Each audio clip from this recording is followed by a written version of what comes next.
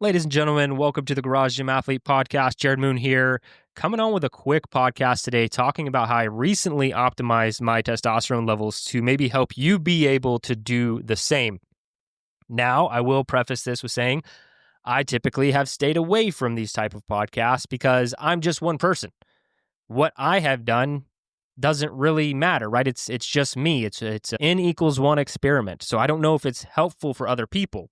So originally, I don't normally come to the podcast talking about my blood work or my specific result when it comes to fitness or training or anything like that because it's just me. I'm just one person.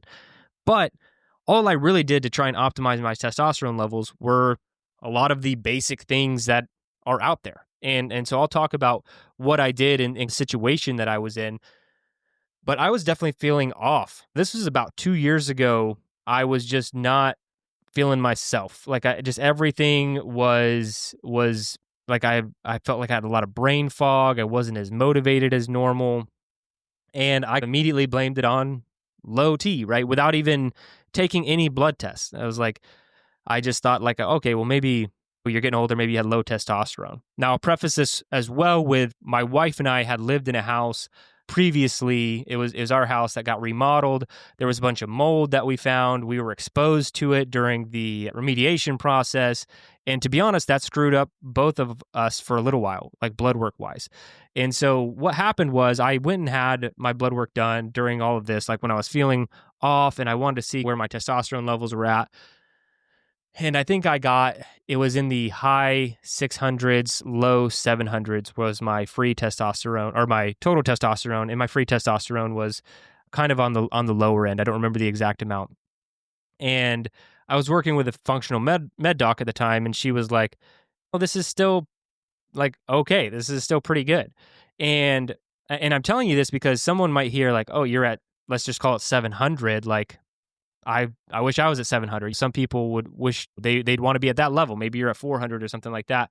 But testosterone is especially total testosterone and free testosterone, it's very independent of you as a person, right? It just goes back to what's the best diet. The best diet's the one that you stick to. The best diet is how your body reacts to it, what results you're seeing.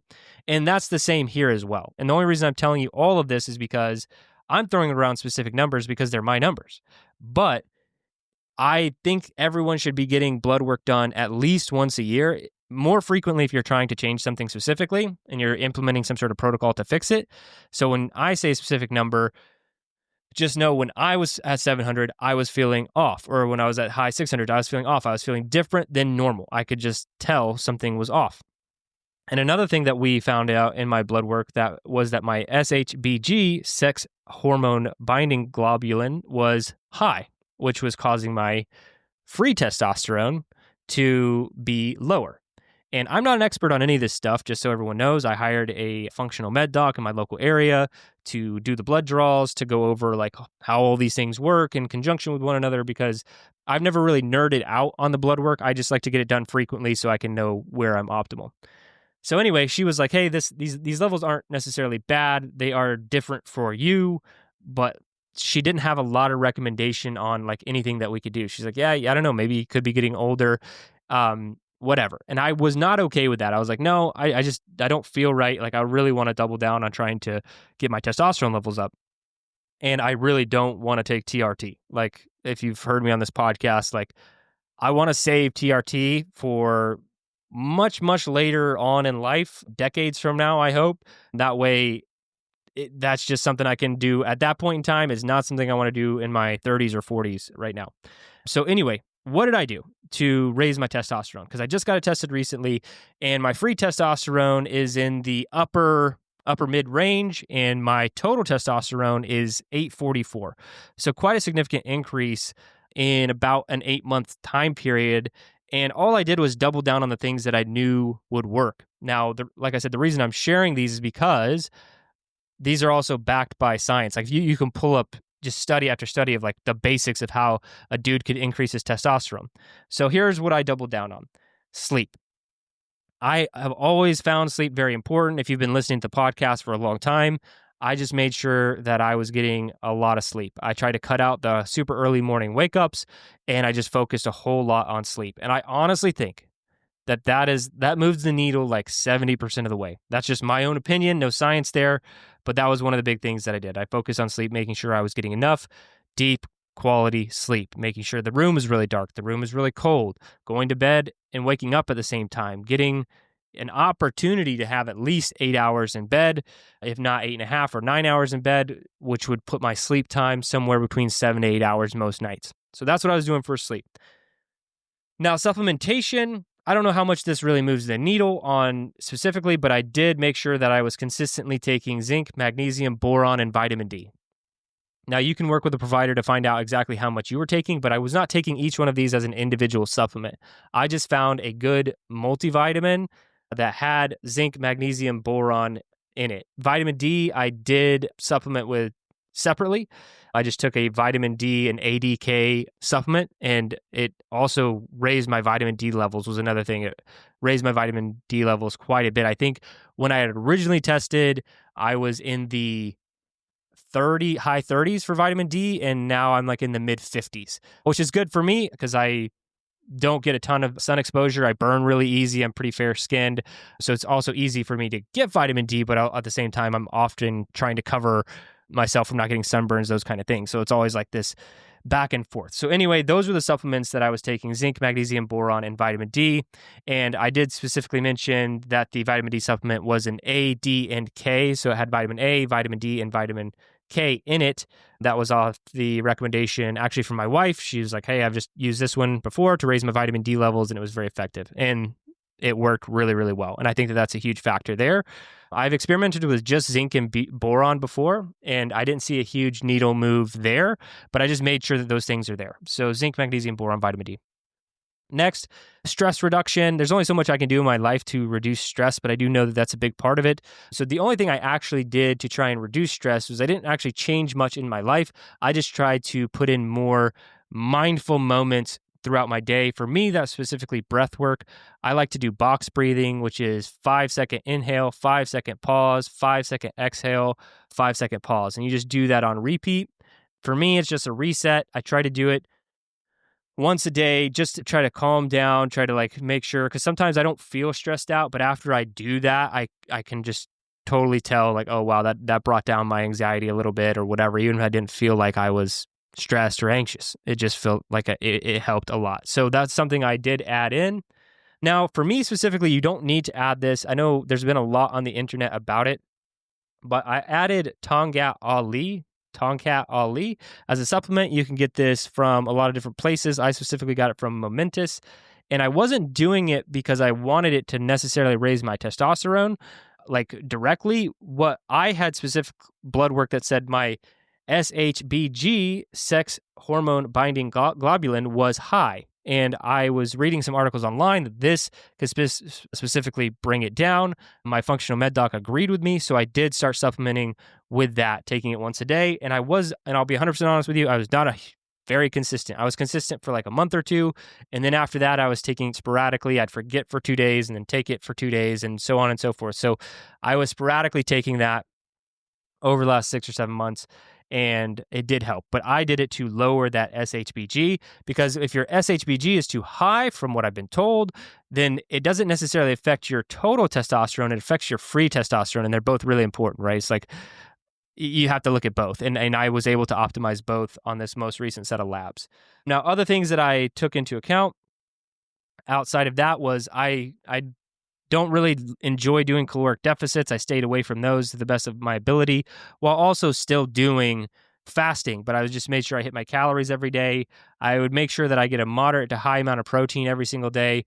If you've been listening to the podcast for a while, you know I'm not big on like I'm a 185-pound male.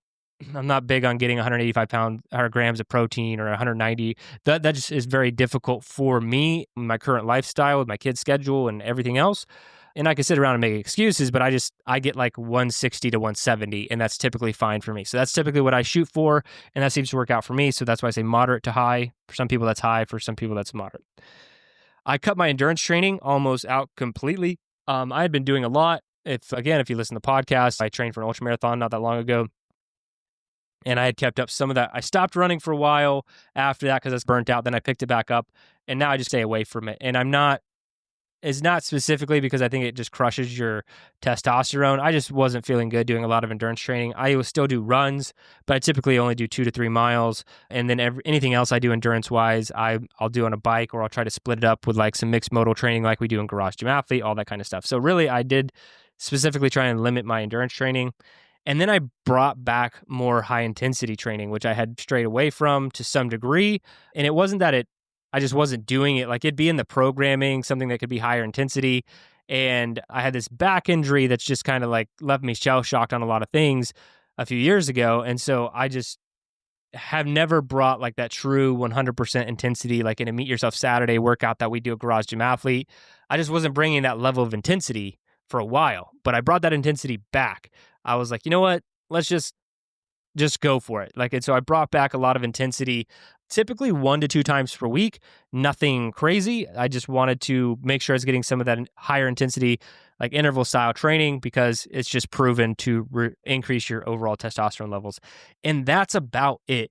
And as you can see there, the main things that I did were just the basics: basic supplementation, basic sleep guidelines, basic dietary guidelines, just all the basic stuff. I didn't do anything crazy. I didn't take any crazy supplements. I didn't do anything that, off the charts, wild or insane. And it did drastically help me optimize my testosterone levels. And especially given my age and everything else, I'm pretty happy with the numbers. I'm sure they could be higher. Some people might think that you could be higher. Some people are lower, whatever. Like I said, it's very individualized. Like, where do you feel like yourself?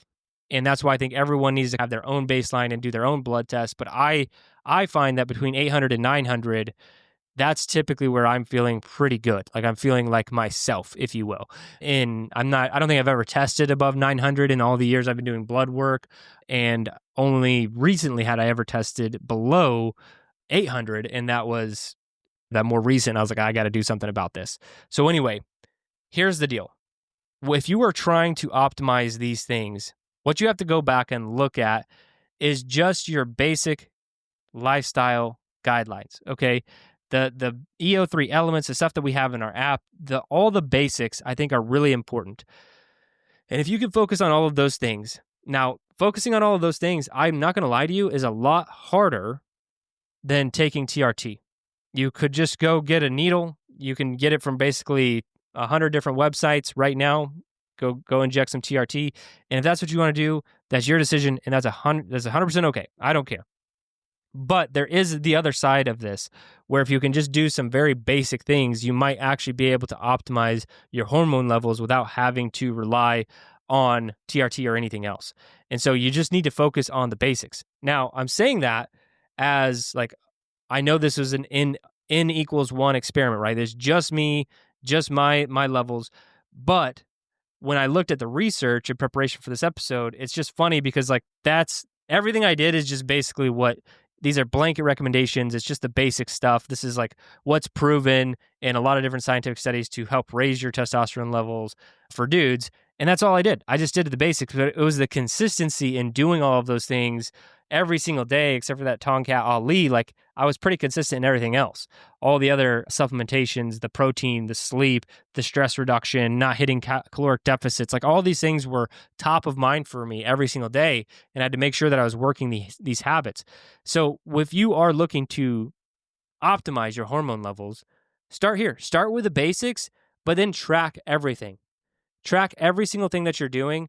That way, whether or not you're actually doing it, like the numbers don't lie, right? The numbers don't lie. If you can actually track all these things and do it for 6 months and have a blood work draw before and a draw after those 6 months and really see what moves the needle, that's what I recommend. Because if you just have one bad draw, you should definitely get another draw to see if it's consistent, because also these things can fluctuate throughout the day. And then also see if you are doing the basics things over that 6 months when you start to actually track each and every single thing, and how consistent are you? Because that's the real kicker here, is it's very hard to be consistent across all these things. And I mentioned, like, I admitted, I'm like, hey, I was not consistent in taking Tonkat Ali. And the reason I wasn't is because I don't want to always take that.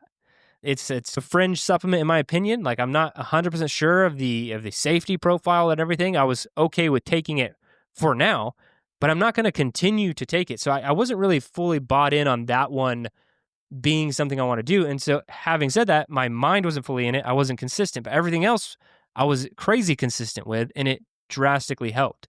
And now I'm going to cut that out and see if anything else changes. But if you can be consistent in the basics and you're fully sold on like, hey, these things will work, you just got to track them and try them out for a long period of time, you will see some results.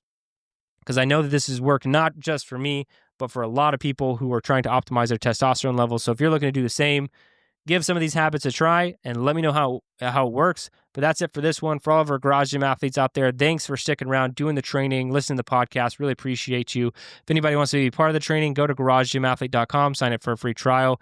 We'd love to have you there. That's it for this one. Remember, if you don't kill comfort, comfort will kill you.